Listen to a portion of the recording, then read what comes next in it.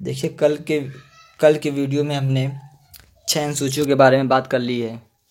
आज हम बात करेंगे बाकी बची 6 अनुसूचियाँ। हमने बात की थी कि जो मूल संविधान है, मूल संविधान में अनुसूचियाँ कितनी थी। तो मूल संविधान में जो अनुसूचियाँ थी वो अनुसूचियाँ कितनी थी? 8 थी। बात याद रखना। अगर क्वेश्चन आ जाए कि मूल संविधान में कितनी अनुसूचियाँ थी, तो मूल संविधान में जो अनुसूचियाँ थी 8 थी, लेकिन संशोधन के द्वारा 4 अनुसूचियाँ जोड़ी गई हैं। और वो कब कब जोड़ी गई हैं उसके बारे में भी हम बात करेंगे आज, और अच्छे से विस्तार से बात करेंगे। बहुत इंपॉर्टेंट है। देखो, 6 जो इंपॉर्टेंट कल हमने पढ़ाया था वो उतना ज़्यादा पूछी नहीं जाती हैं। सबसे ज़्यादा क्वेश्चन इन्हीं से बनते हैं। जो बाकी 6 हैं उनसे क्वेश्चन ज़्यादा बनते हैं, और उससे क्वेश्चन क्या क्या बन सकते हैं वो भी, उसके भी बारे में बात करेंगे। तो जो वर्तमान में है, तो वर्तमान में हमारे पास 12 अनुसूचियाँ हैं, और देखो मूल संविधान में थी 8। देखो, हमने 6 के बारे में बात कर लिया था, उम्मीद है आपको याद भी होंगी। आज हम बात करते हैं 7वीं अनुसूची की। तो देखो, 7वीं अनुसूची जो है तुम्हारी, 7वीं अनुसूची में शक्तियों का बंटवारा किया गया है। देखो, बात याद रखना है, 7वीं जो अनुसूची है उसमें शक्तियों का बंटवारा किया गया है। तो यहाँ देखो, समझना है हमको, 7वीं अनुसूची में शक्तियों का बंटवारा किया गया है। तो आखिर ये शक्तियाँ क्या हैं, देखो इसमें हम बात करते हैं। तो देखो, 7वीं अनुसूची शक्ति, 7 से 7वीं, 7 से शक्ति, ऐसे याद कर लेंगे हम। देखो, शक्ति जो है, देखो हमारे जो भारत देश है, भारत देश में जैसे एक है केंद्र, एक है सरकार केंद्र चलाती है, और दूसरी कौन चलाती है? राज्य। देखो, जो केंद्र और राज्य है, जैसे केंद्र में अलग सरकार, जैसे हम यहाँ पर, हमारे यहाँ जैसे यूपी में राज्य में है आदित्य योगीनाथ जी की सरकार है, और केंद्र में किसकी है? मोदी जी की सरकार है। तो यहाँ पर हम बात करते हैं कि जो केंद्र है, तो केंद्र में किस जो है, केंद्र कौन से काम करेंगे और राज्य कौन से काम करेंगे, तो अलग अलग जो है उनको बांट दिया गया है। तो वह जो शक्ति है कि केंद्र के पास कौन से पावर हैं और राज्य के पास कौन से पावर हैं, तो उन्हीं पावर का जो डिस्ट्रीब्यूशन है वो किस अनुसूची में है? 7वीं अनुसूची में है। तो बात आती है, हम सबसे पहले बात करते हैं शक्तियों का बंटवारा। किस किस शक्तियों का? जैसे जैसे होता है कि अगर ऐसा ना किया जाता तो क्या होता है कि शायद आपस में लड़ जाए कि हमको ये नहीं करने दे रहे हैं, हमको ये नहीं करने दे रहे हैं। तो इसीलिए जो किया गया है कि शक्तियों का बंटवारा कर दिया गया है कि हाँ, संघ के पास जो है, संघ मतलब केंद्र, केंद्र के पास इतने वहाँ मैटर रहेंगे, और राज्य के पास इतने मैटर रहेंगे, और कुछ जो है दोनों में होंगे, जो कुछ हैं दोनों में होंगे। सबकी बात करेंगे, अच्छे से बात करेंगे हम। तो बात आती है शक्तियों का बंटवारा। तो सबसे पहले हम देखो जानते हैं केंद्र, सबसे बड़ा कौन केंद्र होता है? सबसे पहले के मतलब संघ सूची। सबसे पहले बात आती है संघ सूची। देखो, वर्तमान के याद करने हमको, तो संघ सूची जो है मतलब केंद्र सूची। देखो, प्रारंभ में जब बनाया गया था तो प्रारंभ में कितने विषय थे? 57 विषय थे। मतलब जो संघ सूची थी, संघ सूची में प्रारंभ में 57 विषय थे, लेकिन जो वर्तमान है, वर्तमान में 100 विषय हैं। याद रखना, मतलब प्रारंभ में 97 विषय थे और वर्तमान में 100 विषय थे। तो संघ जो है, संघ मतलब केंद्र, तो केंद्र के पास जब संविधान बना था, तो संविधान बनने में जो 7वीं अनुसूची आई थी, जो 7वीं अनुसूची आई थी, हमने बताया 8 तो मूल अनुसूची है ना, तो 7वीं थी। तो जो 7वीं अनुसूची थी, तो 7वीं अनुसूची में जो विषय थे संघ के पास, तो विषय कितने थे? 97। और प्रेजेंट टाइम में कितने? 100। मतलब बढ़े हैं। कितने बढ़े हैं? 3। ये बात याद रखना। तो पहले संघ की बात कर ली हमने। अब बात आती है राज्य। देखो, राज्य बारे में बात करते हैं, तो राज्य पहले थे 66 विषय। याद रखना, राज्य के पास पहले थे 66 विषय, लेकिन वर्तमान में कितने हो गए? 61। मतलब उसमें देखो 3 बढ़े, लेकिन इसमें कम कितने हो गए? 5। देखो, राज्य में 5 कम हो गए और इसमें 3 बढ़ गए। मतलब इसमें जो 3 कम हुए, समझना है हमको, देखो 5 बढ़े, सॉरी इसमें 3 बढ़े और इसमें 5 घट गए। अब बात आती है समवर्ती। देखो, सम मतलब समान, सम मतलब कॉमन, तो समान हो, मतलब ऐसी सूची जो संघ में भी पाई जाए और राज्य में भी पाई जाए। याद रखना, ऐसी अनुसूची जो, ऐसे विषय जो जिसमें संघ भी कार्य करे और राज्य भी कार्य करे, तो वो तुम्हारे होते समवर्ती सूची। तो उसमें प्रारंभ में कितने विषय थे? 49, लेकिन प्रेजेंट टाइम में 52। तो याद रखना, 100, 61, 52। तो याद होगा कि संघ में कितने हैं प्रेजेंट टाइम में? 100, और राज्य में कितने हैं? 61, और समवर्ती में 52। देखो, उदाहरण देते हैं, जैसे जनगणना है, जनगणना, तो जनगणना किसका विषय है? संघ का विषय है। जनगणना किसका विषय है? संघ का। जैसे परमाणु एनर्जी है, परमाणु ऊर्जा जो है, परमाणु ऊर्जा जो है, एटॉमिक एनर्जी, वो किसके बारे में आती है? संघ में आती है। तो इसी प्रकार से जो सब्जेक्ट हैं, तो वो तुम्हारे किस में आएंगे? संघ में आएंगे। लेकिन राज्य, जैसे पुलिस है, पुलिस, तो जैसे UP police, Rajasthan police, MP police, तो ये अलग अलग पुलिस है ना। देखो अलग अलग पुलिस राज्य मतलब पुलिस कर्मियों, जैसे मान लिया जाए हरियाणा में कम है, जैसे मान लिया जाए उत्तर प्रदेश में पुलिस कर्मियों कम है, तो उसमें संघ की कोई जिम्मेदारी नहीं है। संघ उसको नहीं देखेगा कि मतलब तुम कितने कम कितने ज़्यादा, वो काम किसका है, राज्य का काम है। तो पुलिस की जो देख रेख है वो राज्य करेगा, वो संघ नहीं करेगा। तो ये अलग अलग बहुत सारे, देखो सब 100 हैं, 100 को डिफाइन कर नहीं सकते हैं, बहुत लंबा हो जाएगा। ये 61 हैं तो इनको डिफाइन नहीं कर सकते, लेकिन कुछ जो चीज़ें हैं, जो पुलिस है उसमें किसका हक होता है, राज्य का होता है। जनगणना है या एनर्जी है या कुछ भी जो चीज़ें हैं वो उसमें किसका हक होता है, संघ सूची का हक होता है।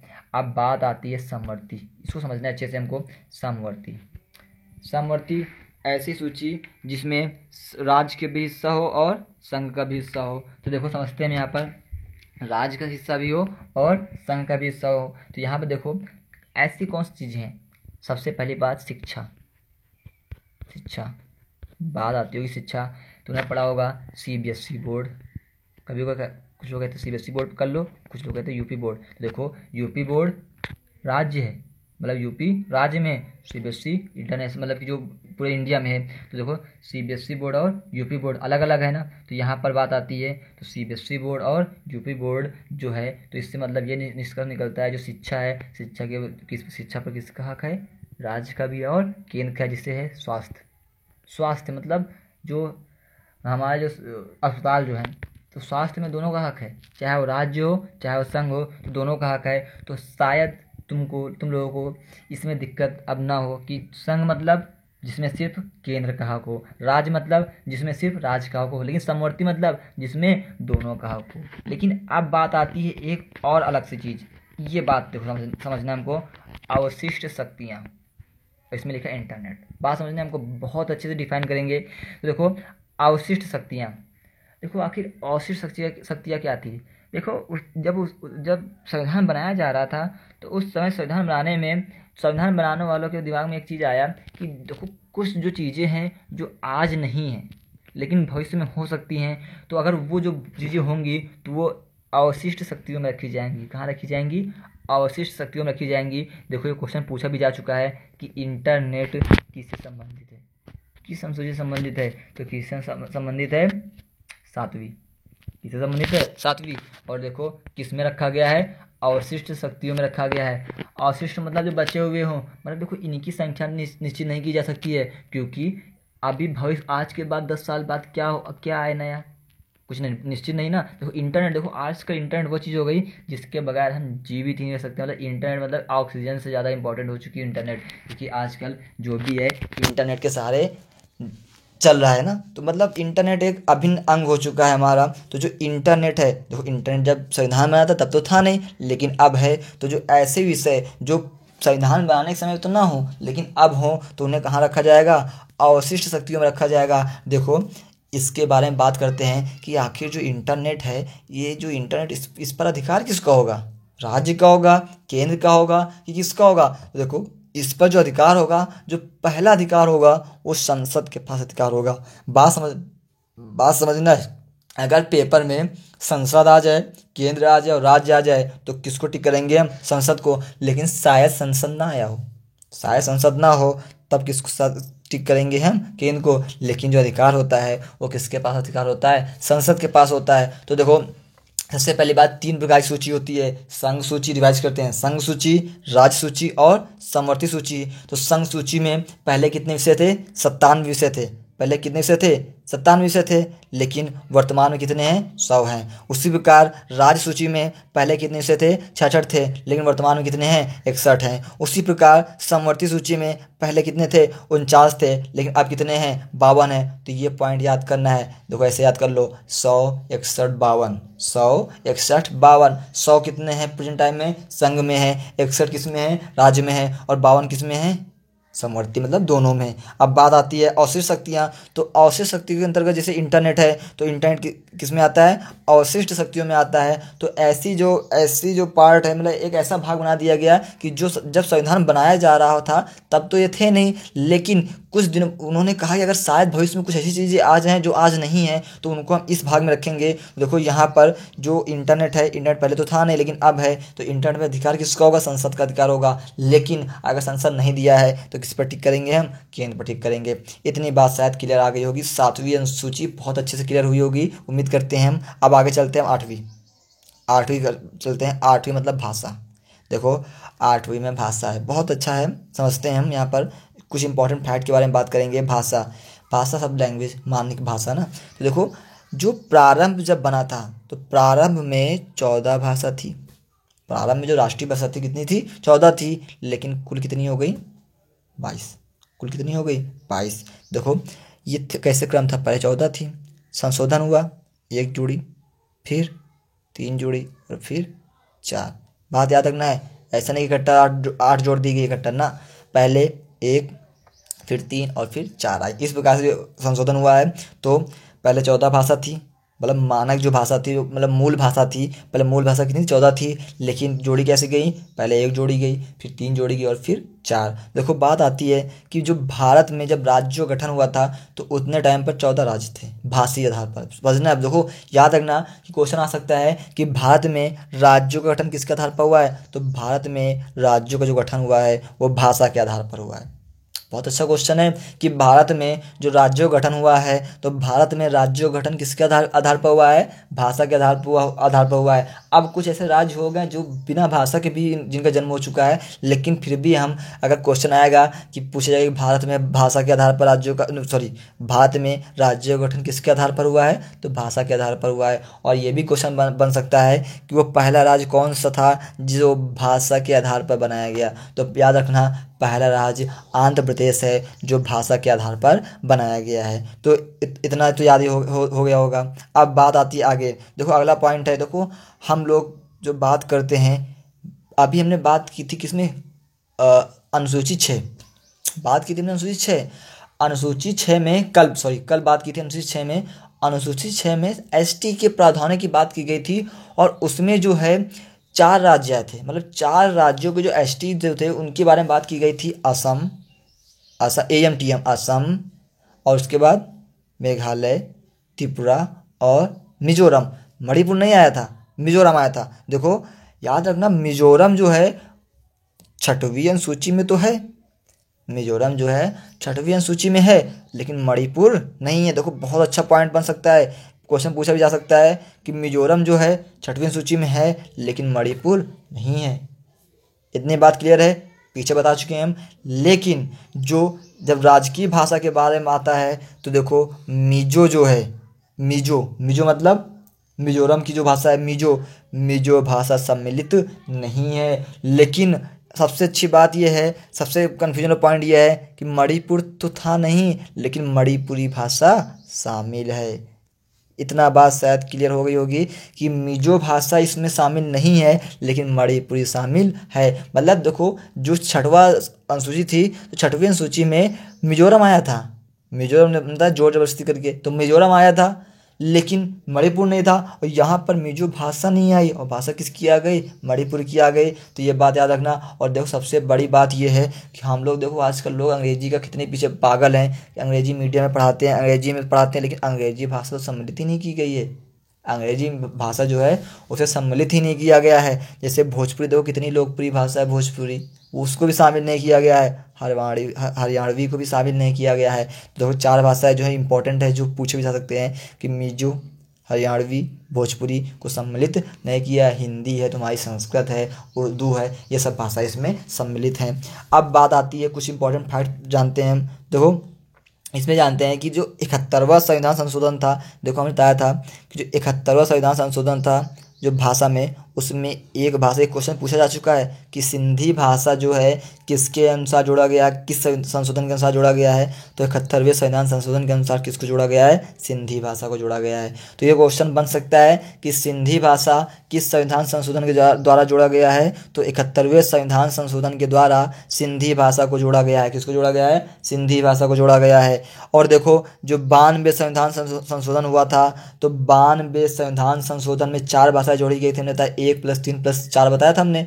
तो 92 संविधान संशोधन में 4 भाषाएं जोड़ी गई हैं। देखो उनके नाम पूछ जाते हैं, संथाली, बोडो, मैथिली, डोंगर। देखो इनको कहीं पर लिख सकते हो सब चीज़ें। देखो अगर वीडियो देख रहे हो तो वीडियो देखने का मतलब ये नहीं कि तुम सिर्फ देखो, जो तुमको फैक्ट अच्छे लगे तो उनको, जो तुम्हारे इंपॉर्टेंट फैक्ट हैं, ये जो इंपॉर्टेंट फैक्ट, सब लोगों के इंपॉर्टेंट फैक्ट के लिए एक अलग अलग रजिस्टर होता है, अलग अलग कॉपी होती है, अलग अलग नोट्स होती है। तो जो इंपॉर्टेंट फैक्ट के लिए जिसने जो कॉपी बनाई हो तो उसमें इनको नोट कर लो, जो अच्छे लगे फैक्ट। अच्छा अगर तुमको ज़्यादा अच्छा लग रहा है तो पूरे नोट कर लो, अच्छी बात है, क्योंकि सब चीज़ें अच्छी हैं।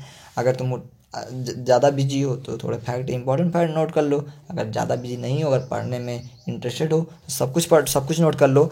तो उसमें कोई दिक्कत वाली बात नहीं है, हम सब कुछ नोट कर सकते हैं। लेकिन हमेशा पढ़ने के उद्देश्य से पढ़ो, मतलब ये नहीं कि फॉर्मेलिटी अदा करो। फॉर्मेलिटी अदा करने से कुछ भी नहीं होगा। पढ़ो तो अच्छे से पढ़ो। अगर कुछ भी देखो तो उसके बारे में जानकारी लो और उसको कहीं ना कहीं चाहे रफ में नोट करो, लेकिन नोट करो। रफ में नोट करोगे पीछे नोट कर लो, कहीं नोट कर लो, तो ये इतना तो नोट करने से तुमको याद होगा। नोट कर लो, उसका जब वीडियो खत्म हो जाए तो उसके बाद पढ़ लो, तुम्हारे सब कुछ क्लियर हो जाएंगे। तो यहाँ पर देखो जो 92 संविधान संशोधन हुआ था, तो 92 संविधान संशोधन में 4 भाषाएं जोड़ी गई, संथाली, बोडो, मैथिली और डोंगर। बात करते हैं, देखो संथाली, देखो याद रखो, थाली आ रहा है, थाली थली, देखो थाली थली। देखो ऐसे याद किया जाता है, कोई वो नहीं कि हर चीज़ याद कर लो। तो कुछ चीज़ें होती है दिमाग में सोची जाती है ना। थाली आ रहा है और यहाँ क्या आ रहा है, थली आ रहा है। तो थाली और थली जो है वो 92 संविधान संशोधन में जोड़ा गया है। देखो यहाँ बोडो, डो, लास्ट में डो आ रहा है और यहाँ पहले डो आ रहा है। तो डोंगर, देखो बोडो डोंगरी, सही डोंगर है ना। तो मैथिली, बोडो, डोंगर और थाली और बोडो, चार है तुम्हारी। 4 कौन कौन सी है, पहले संथाली और मैथिली।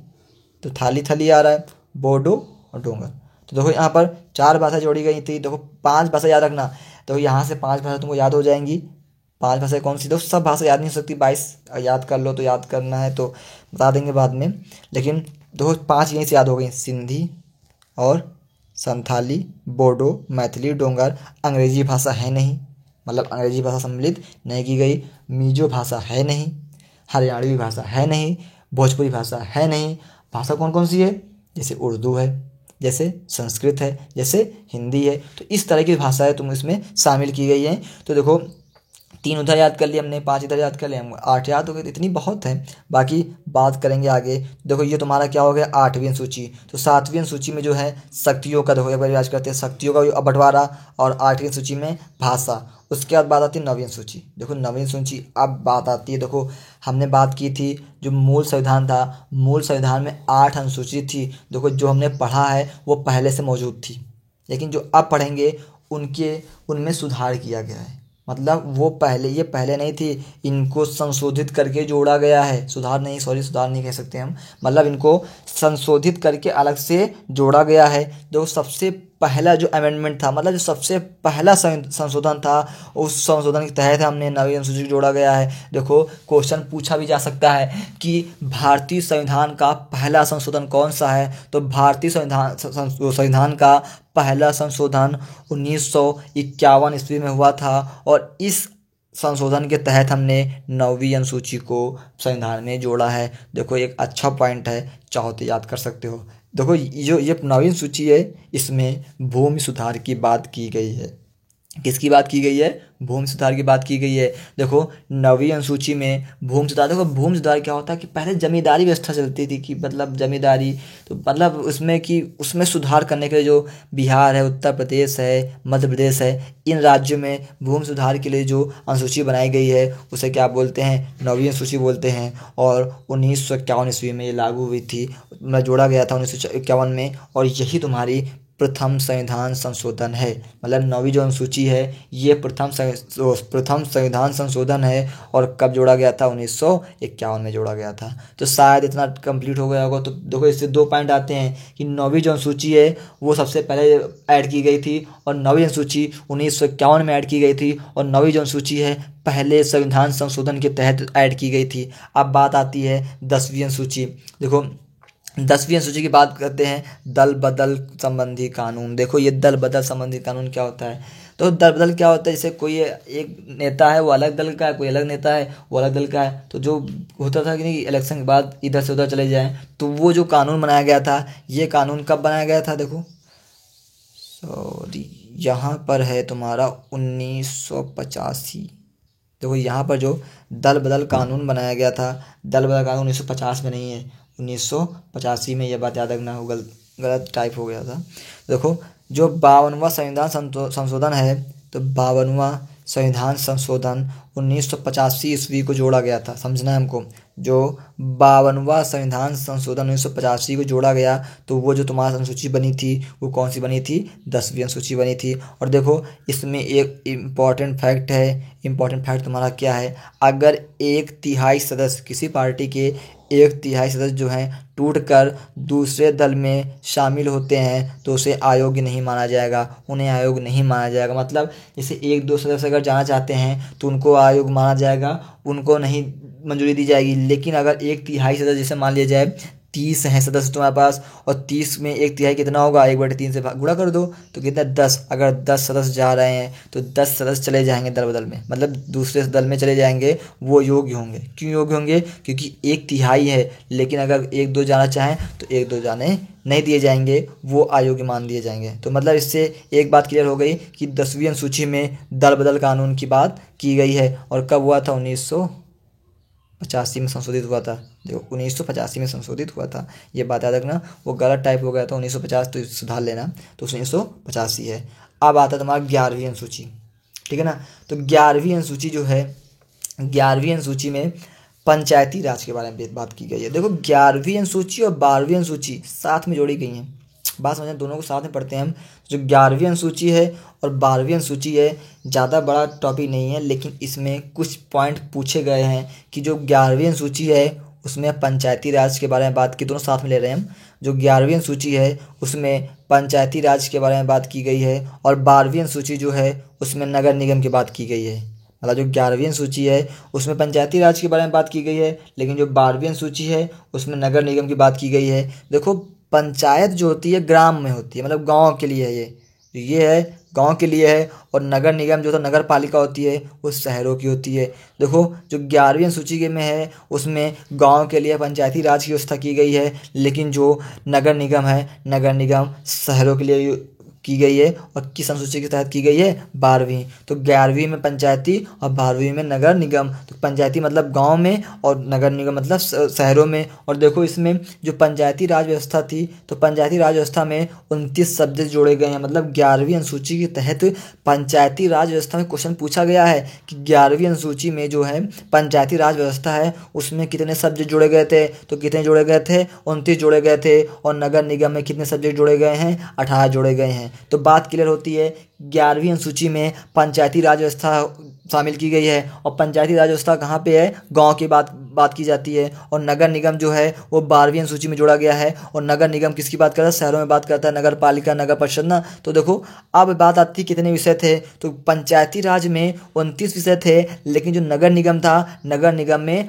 18 विषय थे। अब बात आती है देखो इसमें कब जोड़ा गया। देखो हमने बताया दोनों साथ में जोड़े गए थे, मतलब उसी वर्ष जोड़े गए थे। लेकिन देखो अब ऐसा तो है नहीं कि एक पहला जोड़ा जाएगा फिर दोबारा जोड़ा जाएगा। तो जो 11वीं अनुसूची है वो 73वां संविधान संशोधन है। तो समझना हमको, जो 11वीं अनुसूची है वो तुम्हारा कौन सा संशोधन है? तुम्हारा तीसरा है, 73वां है।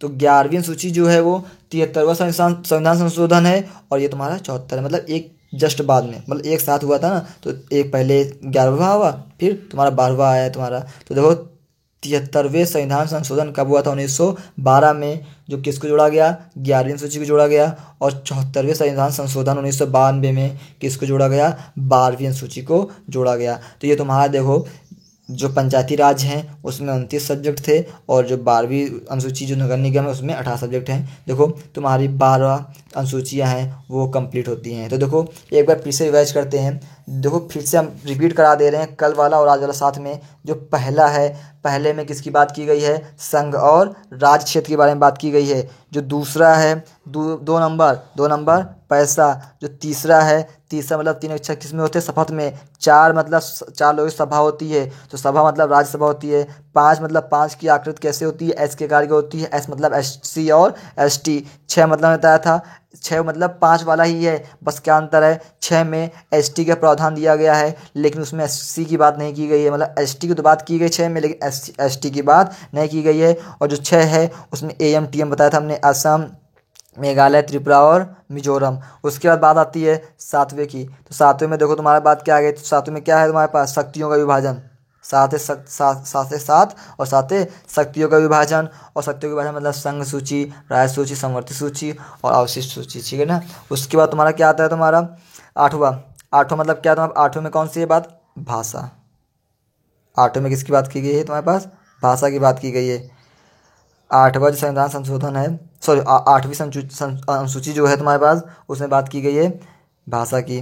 उसके बाद 9वीं जो अनुसूची है, 9वीं अनुसूची में देखो हमने बताया था, 9वीं जो अनुसूची है वो पहला संविधान संशोधन है। उसमें किसके बारे में बात की गई है? भूमि सुधार के बारे में बात की गई है। उसके बाद 10वीं अनुसूची जो है वो दल बदल कानून है, दल बदल कानून के बारे में बात की जाती है। उसके बाद 11वीं सूची में देखो 11वीं 12वीं, देखो 11वीं में पंचायती राज और 12वीं में नगर निगम नगर पालिका जो शहरों में है, और पंचायती राज जो तुम्हारा गांव में है। इंपॉर्टेंट क्या है इसमें? सबसे इसमें 29 सब्जेक्ट हैं, इसमें 18 सब्जेक्ट हैं। तो देखो तुम्हारा जो ये क्लास है पूरा कंप्लीट अनुच्छेद का क्लास हो गया है। अब हम आज ही ये तुम्हारी सब्जेक्ट मतलब ये क्लास क्लोज होती है। अब आगे जो सब्जेक्ट आएगा उसके बारे में बात करते हैं। आज के लिए इतना ही, धन्यवाद।